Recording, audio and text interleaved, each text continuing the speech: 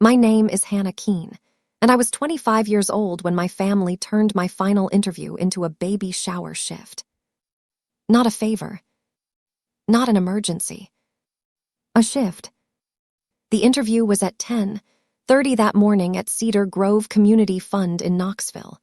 Program coordinator.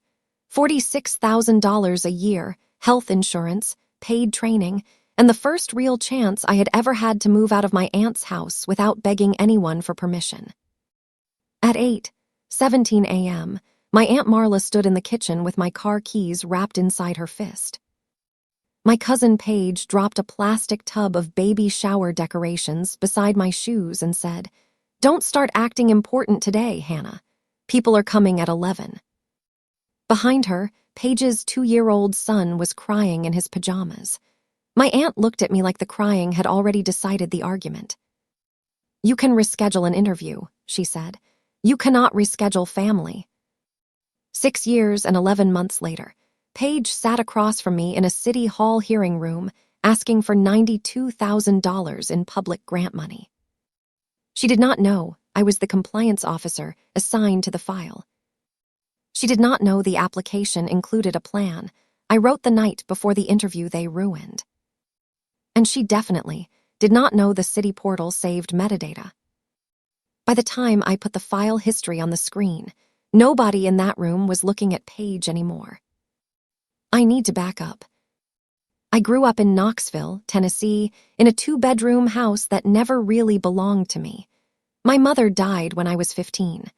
My father stayed for the funeral, sold her car 6 weeks later, then drifted west with a woman from his warehouse job. He sent birthday cards for 3 years, then even those stopped. My mother's older sister, Marla Keene, took me in. Everyone called her a saint for it. At church, they said, "Marla has such a good heart." At school, the counselor said, "You are lucky your aunt stepped up." At family gatherings, people patted Aunt Marla's hand and told her how generous she was. Nobody saw what happened after the guests left. Aunt Marla owned a small event rental business called Keene Celebrations. Folding chairs, table linens, balloon stands, coffee urns, plastic centerpieces, the kind of things people rented for church banquets, bridal showers, retirement lunches, and budget weddings where nobody wanted to admit the flowers were fake. She had one daughter, Paige, 2 years older than me. Paige was pretty in the way that made people forgive her before she apologized. She smiled first, took credit second, and disappeared whenever there were tables to carry. I became the useful niece. That was how Aunt Marla described me when people asked what I did. "Hannah helps," she would say. She made it sound sweet. It was not sweet. By 16, I was washing linens until midnight. By 20, I was loading chairs, answering rental calls, tracking deposits, and fixing Paige's mistakes. I was not on payroll. I did not have a title. When I asked about getting paid, Aunt Marla gave me the same answer every time. "Hannah, family does not invoice family." Funny how that rule only went in one direction. Paige got paid to post pictures and host consults. She got gas money and new dresses because she had to represent the business.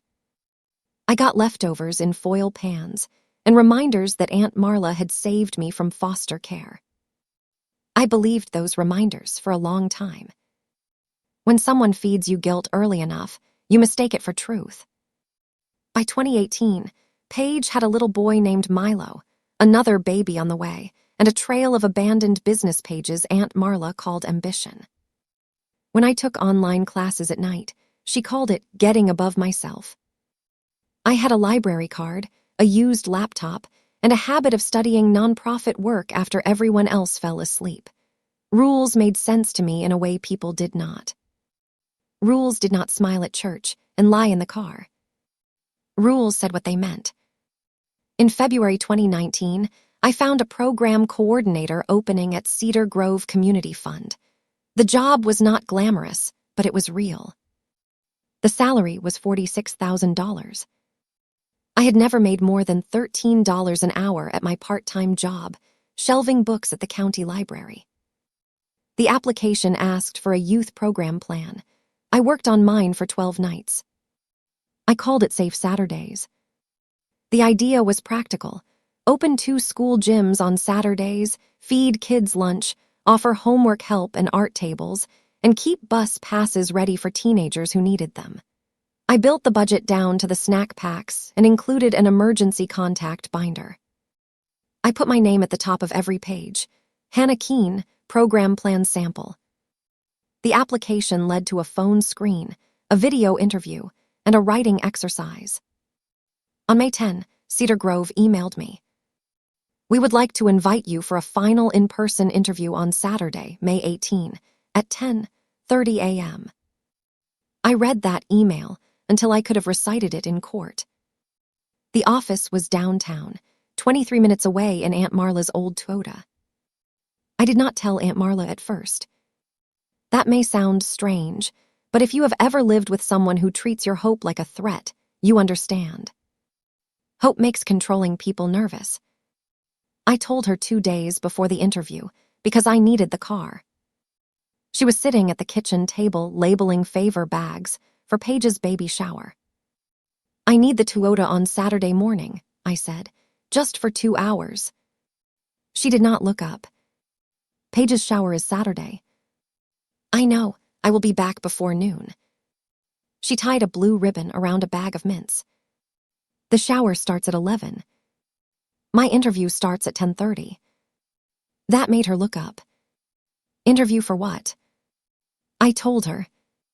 Her face did not change much, but something in the room did. The air tightened. Downtown. Yes. Full time. Yes. And what happens to the business? I blinked. What business? This business, she said, tapping the table. The one that kept a roof over your head. I can still help sometimes. She laughed once, short and dry. Sometimes does not keep food on a table. I should have stopped talking. I know that now. But I was 25 and tired and close enough to freedom to smell it. I need my own life, I said. Aunt Marla stared at me for a long second. Then she said, girls with nowhere to go should be careful about wanting too much. That sentence sat in my stomach for 2 days. Saturday morning came gray and humid. The kind of Knoxville morning where the windows fog before the sun gets serious. I woke at 6:15. My outfit was hanging on the closet door. Navy dress, beige cardigan, black flats I bought at a thrift store for $9. My printed portfolio sat inside a plastic sleeve on my desk. I had $22 in cash, my ID, and a copy of the Cedar Grove email. I went downstairs at 7:45. Aunt Marla was already in the kitchen. So was Paige. That should have warned me. Paige usually treated mornings like a rumor. She was wearing a robe, hair in rollers, phone in one hand, Milo half-dressed beside her. On the table were boxes of decorations, paper plates, favor bags, a clipboard, and a list in Aunt Marla's handwriting. I saw my car keys in Aunt Marla's hand. I need those, I said. She closed her fist. After setup, my interview is at 10:30. The fellowship hall opens at 8:30, Paige said. The balloon lady canceled. The cake needs to be picked up. Milo has to eat, and I have to get ready. That is not my problem. The words came out before fear could stop them. Paige looked offended, like I had slapped a baby bottle from her hand. Aunt Marla's voice dropped. Everything in this house became your problem when I took you in. There it was. The bill that never stopped coming. I reached for the keys. She stepped back. Do not make me ashamed of you in front of Paige. I looked at the clock. 7:52. If I left by 9:50, I would still make it. I told myself I could do a little setup and leave. That was the trap. Controlling families do not always chain you to the wall. Sometimes they hand you one small thing after another until you realize your whole morning is gone. At 8:30, we reached the church. At 8:41, the tables were not out. At 8:53, the tablecloths were wrinkled and Aunt Marla wanted them steamed. At 9:05, Paige sent me to the grocery store across the street for ice. At 9:22, Milo spilled juice down his shirt, and Paige said I had to change him because her nails were wet. At 9:37, the cake pickup changed because the bakery was running behind. At 9:49, I said, I am leaving. Aunt Marla looked at the clock and smiled like she had been waiting for that exact minute. With what car? My keys were not in her hand anymore. Where are they? Safe. I called a rideshare. Paige saw the screen. Seriously? Yes. She took Milo's backpack and dropped it at my feet. He needs his inhaler at 10. Don't mess it up. Milo looked up at me with wet lashes and a half-buttoned shirt. He was 2. He did not know he was being used as a lock. The rideshare came at 10:01. Aunt Marla walked outside before I could. I watched through the church doors as she leaned into the driver's window. She talked for less than a minute. The car drove away. I ran outside. What did you say? That you were not going. My voice shook. You had no right. I have every right, she said. You are not leaving this family short-handed so you can sit in an office and pretend you are better than us. I looked at my phone. 10:04. The next bus would get me downtown at 10:58. I could not make it. Something inside me went very still. Paige came to the doorway, holding a paper crown that said Mommy to be. Hannah, stop making a scene. People are arriving. I did not yell. I did not cry. I walked past both of them, went to the storage closet, and sat on an upside-down milk crate between boxes of plastic flowers. At 10:30, my interview started without me. At 10:43, Cedar Grove called. I watched the phone vibrate in my hand. I could not answer because if I did, I would have screamed. At 11:02, the voicemail arrived. A woman named Elaine Porter said they were worried because I had not checked in, but they understood things happened. She asked me to call back. At 11:05, Paige's friends started arriving with gift bags and perfume clouds. At 11:17, Aunt Marla sent me to refill the punch. At 12:03, she took a picture of me carrying a stack of folding chairs and posted it to Facebook. The caption said, Our Hannah working hard for family, could not do today without her. I hated that picture. For years, I hated it. I did not know that one day it would become evidence. The shower ended at 2:10. I found my keys in Aunt Marla's purse when she sent me to get her lipstick. I drove home without asking permission. At 3:04, I emailed Cedar Grove from my phone. I apologized. I said I had a family emergency. I asked if there was any possibility of rescheduling. I checked that email every 5 minutes for the rest of the day. Nothing. That evening, Aunt Marla said the internet was down on her tablet and asked to use my laptop. Paige was beside her, pretending to look for shower photos. I was so tired, I handed it over. That is the part that makes me angry now. Not because I trusted them. Because I had been trained to believe privacy was a luxury I had not earned. The next morning, I checked my email again. No reply from Cedar Grove. Monday morning, still nothing. Tuesday, nothing. By Friday, I accepted what I thought was the truth. I had missed my chance. I did not know Cedar Grove had emailed me back at 4:16 p.m. that same Saturday. I did not know Elaine Porter had written, We were impressed enough with your work sample to offer one reschedule. Are you available Tuesday at 9 a.m.? I did not know someone had replied from my laptop at 6:32 p.m. Thank you, but I need to withdraw. Family obligations come first. I did not write those words. But for almost 7 years, those words sat in an archived email thread under my name. 2 weeks after the shower, I moved out. It was not dramatic. No big speech. No family showdown. I waited until Aunt Marla and Paige were at a Sunday brunch for women in business. I packed 2 duffel bags, my laptop, my certificates, my mother's photo, and $318 in cash I had saved from library shifts. I left a note on the kitchen table. I am safe. I need my own life. Do not call my job.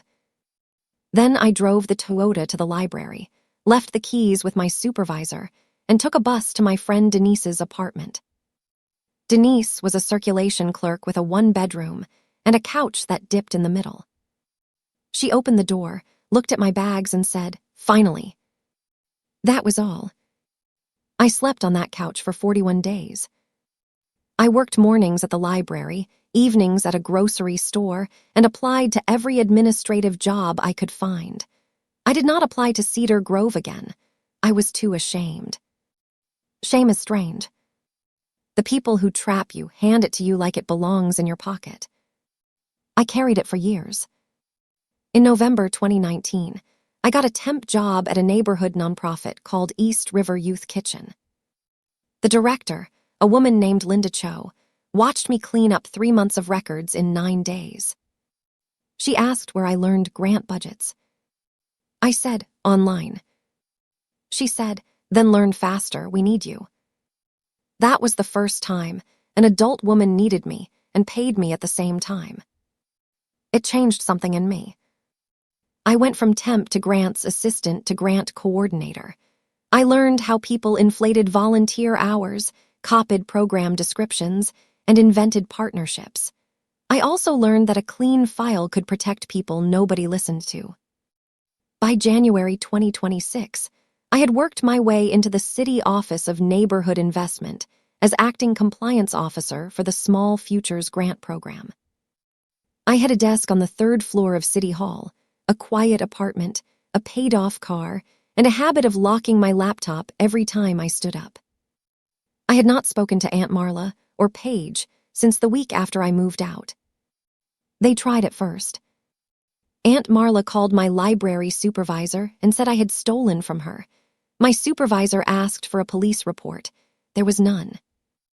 Paige texted me pictures of Milo for 3 months. He asks where you are. He misses you. You really abandoned a kid who loved you. I cried over those messages. I did not answer. Milo was not the one who hurt me, but he was the rope they kept throwing around my neck. Eventually, I changed my number. I kept one email address open because some part of me could not fully close the door. Every Christmas, Aunt Marla sent the same message. The Lord sees how you treat family. I never replied. In March 2026, the Small Futures Grant Program opened its spring cycle. The city offered up to $100,000 to local youth programs that could prove they had actually done the work. We received 47 applications. Then application 38 came in. Bright Steps Family Outreach. Requested amount, $92,000. Executive Director, Paige Keene. Fiscal Sponsor, Keene Celebrations Community Project. Authorized Signer, Marla Keene. My coffee went cold before I noticed I was holding it. For a minute, I just stared at the screen. Paige had started a nonprofit. Or at least, Paige had filed paperwork that made it look like she had. I clicked the application. The first page had a picture of Paige in a blazer standing in front of a church wall. She had the same smile. Softer around the eyes, older, but the same expression that said she expected the room to move around her. Mission statement. Bright Steps provides Saturday enrichment, mentorship, meals, and family support to underserved youth. I stopped breathing when I saw the program name. Safe Saturdays. My Safe Saturdays. The one I wrote for Cedar Grove in 2019. The budget summary had changed. Inflation had done what inflation does. Snack packs were now $1.72 each, Bus passes cost more, but the structure was mine. 2 school gyms. Saturday 10 a.m. to 2 p.m. Homework help. Art tables. Bus pass station. Emergency contact binder. Even the phrase, "a soft landing for kids whose weekdays are already hard," was mine.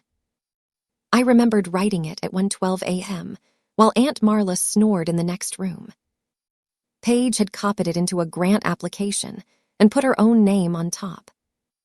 My first instinct was not revenge. It was nausea. There is a specific kind of sickness that comes when someone steals not just your labor, but the version of you that was trying to survive. I stood up, walked to the restroom, locked myself in a stall, and breathed until my hands stopped shaking. Then I did my job.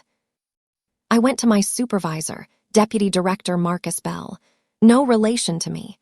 Calm man, gray beard, never raised his voice because he never needed to. I said, "I have a conflict on application 38. He looked up. Family.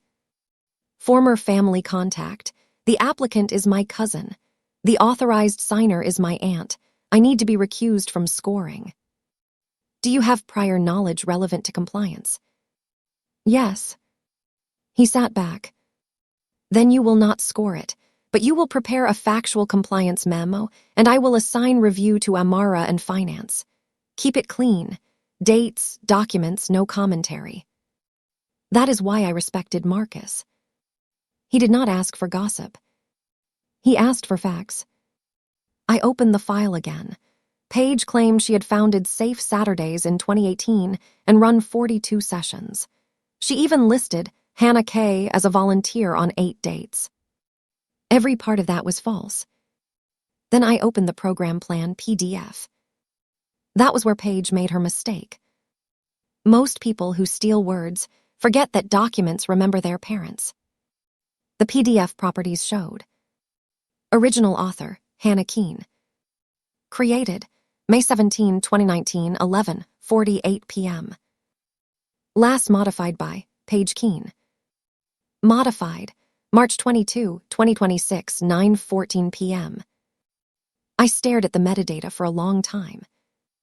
May 17, 2019. The night before the baby shower. The night before Aunt Marla took my keys. The city portal had preserved the original file history. Paige had not known that. Then I searched my old email. The Cedar Grove thread was buried under 7 years of shame, but one search brought it back. There it was. Archived. Not deleted. Subject, final interview follow-up. Sent, May 18, 2019, 4:16 p.m. Elaine had written exactly what I never knew I had been offered. Hannah, we missed you this morning, but your application materials were strong. If the emergency has passed, we can offer one rescheduled final interview Tuesday, May 21 at 9:00 a.m. Please confirm by noon Monday. Below it was a reply from my account. Sent, May 18, 2019, 6:32 p.m. Thank you for the opportunity, but I need to withdraw. Family obligations come first. I read that sentence 10 times. Family obligations come first. That was Aunt Marla's language. Not mine. The archived account activity also pointed to Aunt Marla's old desktop. It was not enough to prove who pressed send. It was enough to make the stolen application much harder to explain. Bright Steps listed Aunt Marla as its primary reference, so I called from the city's recorded line. Aunt Marla answered on the second ring. Keen celebrations. Her voice hit me in the chest. 7 years gone, and suddenly I was 25 again, standing in a church hallway without my keys. I kept my voice level. This is Hannah Keene with the City Office of Neighborhood Investment. I am calling to verify program history for Bright Steps Family Outreach. Silence. Then softer Hannah. Yes, this is a compliance call. Can you confirm whether Bright Steps, also called Safe Saturdays, operated youth programming from 2019 through 2025. She cleared her throat. Yes, Paige has been doing wonderful work for years. Can you describe her role? She founded it. She ran the whole thing. She was always community-minded. Did anyone else create the program plan or manage the records? Pause. No, Paige did. Was Hannah Keene involved? Longer pause. You helped here and there when you were still around. Nothing official. So your statement is that Paige Keene created the Safe Saturdays program, and Hannah Keene only helped occasionally. That is correct. My hand was steady when I wrote it down. There are moments when anger gets cold enough to become useful. I thanked her and ended the call. The listed partners fell apart just as quickly. Northside Middle School had no record of Bright Steps using its gym. Wilcox Baptist remembered one backpack giveaway, not 42 sessions. East River Youth Kitchen had never partnered with Paige. That one made me laugh once, not because it was funny, but because East River was where I had worked. Paige had listed the organization that helped me rebuild as if it had belonged to her. Linda Cho still ran East River. I called her last. Absolutely not, Linda said when I asked. I know Bright Steps only because they emailed us last month asking for a partnership letter after the grant deadline. We declined. Can you send that in writing? Already typing. By the end of the week, my memo showed a stolen plan, invented history, false volunteer dates, and partners who denied Paige's claims. Marcus read the memo twice. Then he said, "We need a clarification hearing." The hearing was scheduled for April 14, 2026, at 2:00 p.m. in room 305 at City Hall. Paige accepted the invitation within 9 minutes. Her email said, "We are excited to clarify and move forward. This grant will change children's lives." I wondered if she wrote it herself or copied that too.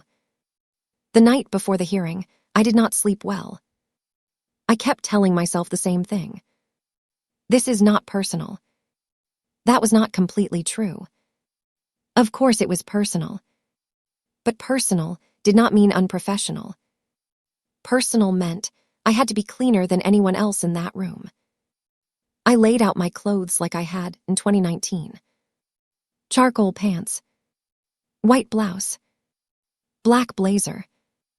The same black flats, no. Those were long gone. This time I wore shoes I bought with my own money. Good ones, comfortable ones, shoes meant for standing in rooms where people tried to make me small. City Hall room 305 was not fancy. Fluorescent lights, long tables, old microphones, a wall clock that ticked too loudly. At 1:52, Paige walked in. She wore a cream blazer and carried a leather portfolio. Her hair was shorter. Her face was fuller. She looked like someone who had practiced confidence in the mirror. Aunt Marla walked beside her in a navy dress and a pearl necklace I remembered from church. Behind them came a man I did not know, their volunteer treasurer, and 2 women from the church who looked nervous. Paige saw me at the staff table. She stopped so fast, Aunt Marla bumped her shoulder. For 1 second, she looked exactly like she had at 26 when she realized I was not going to hand her a clean diaper. "Hannah." I stood. "Good afternoon, Paige. I'm here in my role with the Office of Neighborhood Investment. Please sign in with the clerk." Aunt Marla's face hardened. "So this is why we got called in." Marcus looked over his glasses. "You were called in because your application has discrepancies. Please take your seats."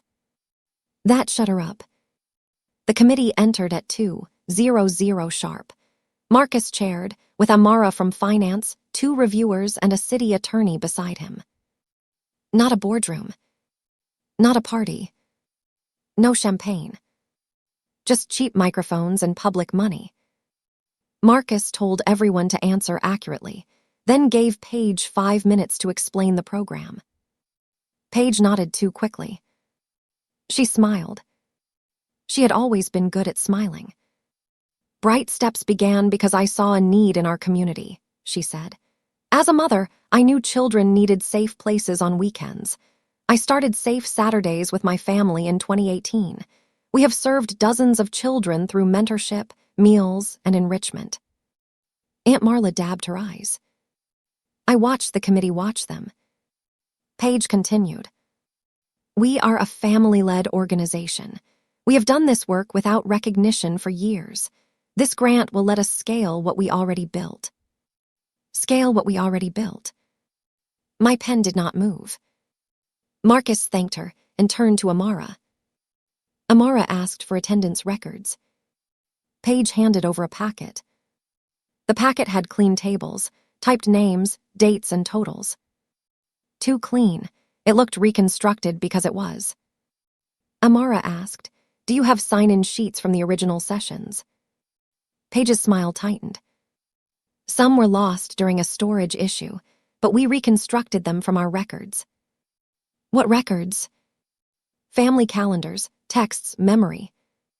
The city attorney made a note. One of the reviewers asked about Northside Middle School. Paige said they had used the gym many times. Marcus read from the verification letter. Northside Middle School has no record of Bright Steps using the gym. Paige blinked. It was informal. 42 sessions. Not all there. Your application says 30. One of the 42 sessions were at Northside. Paige looked at Aunt Marla. Aunt Marla leaned toward the microphone. "Our community does not always do everything with paperwork. That does not mean the work did not happen." I almost smiled. That sentence was exactly why paperwork exists. Marcus turned to me. "Ms. Keene, please present the compliance findings." I stood with the remote in my hand.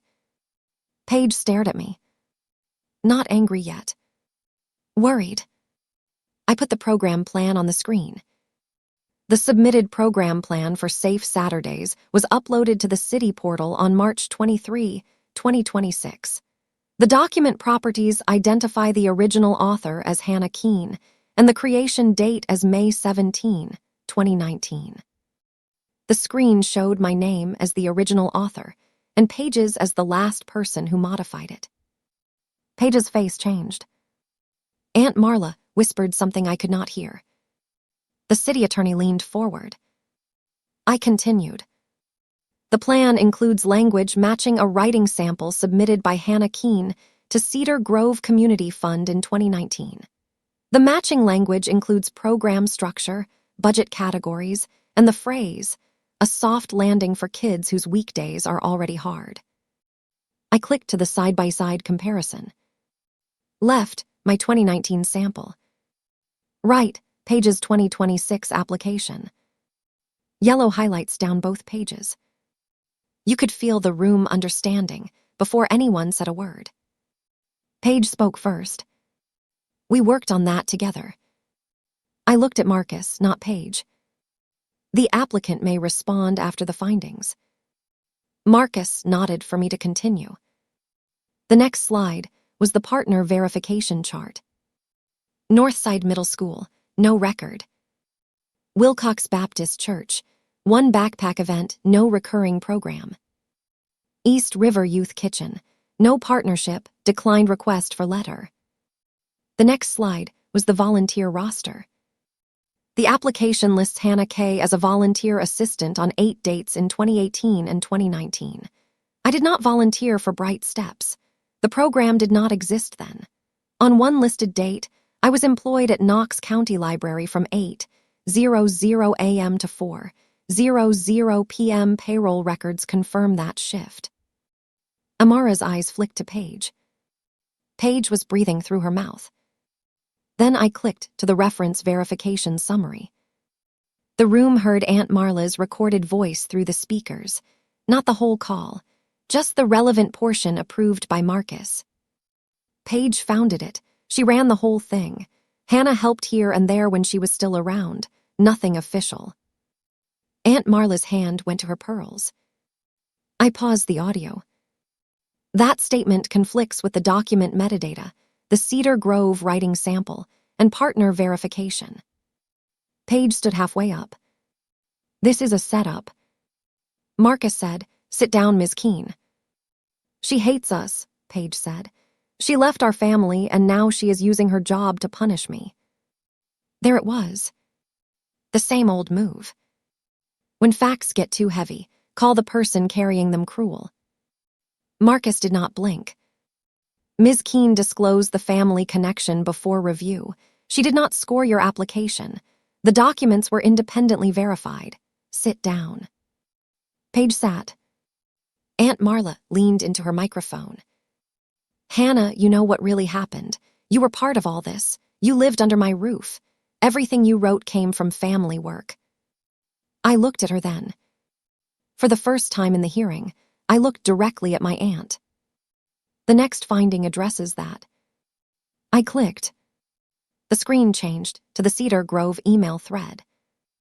There was the 4:16 p.m. reschedule offer. There was the 6:32 p.m. withdrawal. Family obligations come first. I said, "On May 18, 2019, I missed a final interview with Cedar Grove Community Fund. The attached program plan was created the night before for that interview.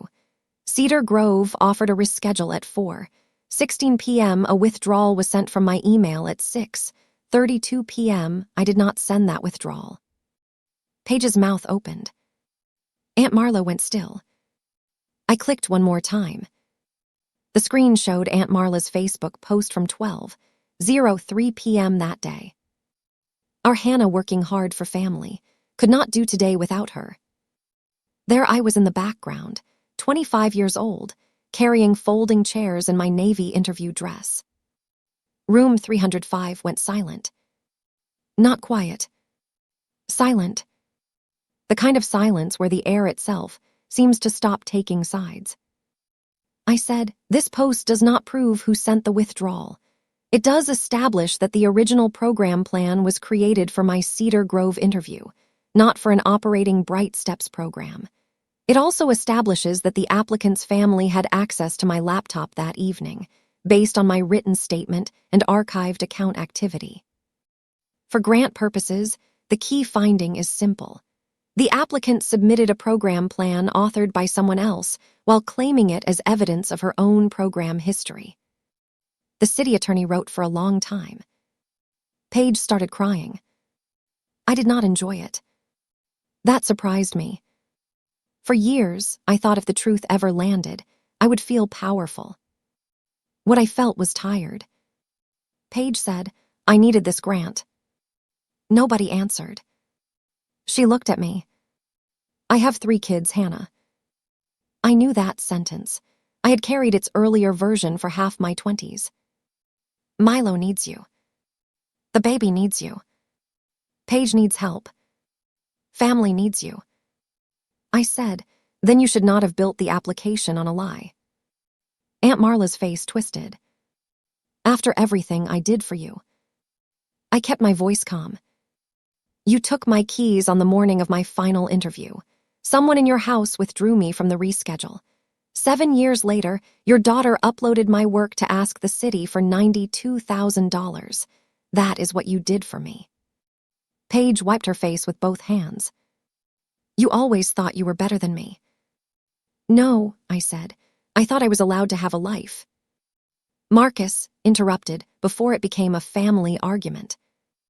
"The committee has enough. Ms. Paige Keene, Ms. Marla Keene, you may submit any additional documentation by 5:00 p.m. tomorrow. Based on the current record, this application is not eligible for funding." Paige stared at him. "Not eligible?" Amara said, "You failed to verify program history, submitted unattributed work, and provided inconsistent partner records." Aunt Marla said, "This is public humiliation." The city attorney finally spoke. "No, ma'am, this is a public grant process." That was the line that broke Paige. She stood, grabbed her portfolio, and knocked over a water bottle. It rolled under the table, spilling across the cheap carpet. No one moved to pick it up. For once, nobody expected me to clean the mess. Security did not drag anyone out.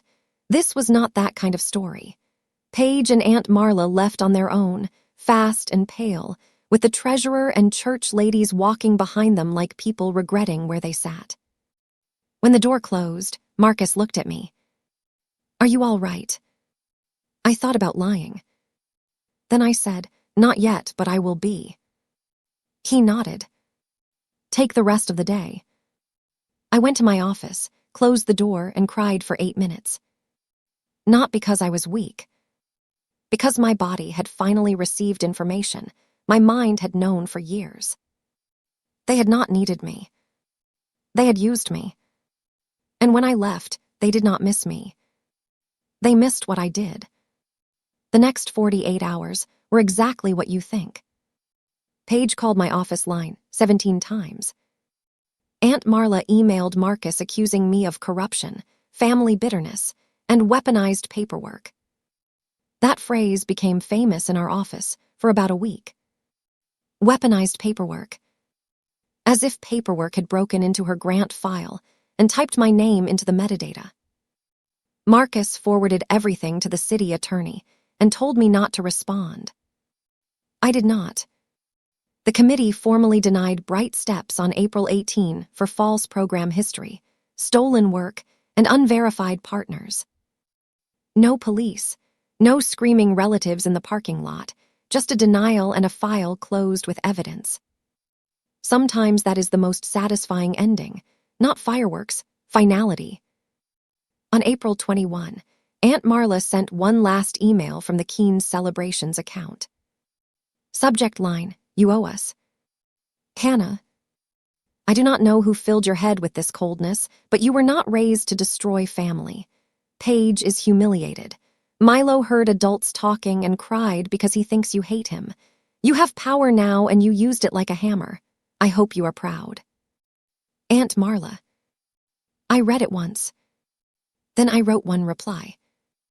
Marla, do not contact me again through personal, professional, or third-party channels. Any future contact related to city business must go through the Office of Neighborhood Investment. Any personal contact will be ignored. Hannah Keene. Not niece. Not our Hannah. Hannah Keene. I blocked her after that. 2 weeks later, I received an email from someone I had not heard from since 2019. Elaine Porter. The Cedar Grove interviewer. Subject, a note I should have sent years ago. My hands went cold when I saw her name. She wrote, Hannah, Marcus Bell contacted Cedar Grove to verify a 2019 application file. That brought your name back to me. I remember your Safe Saturdays plan clearly.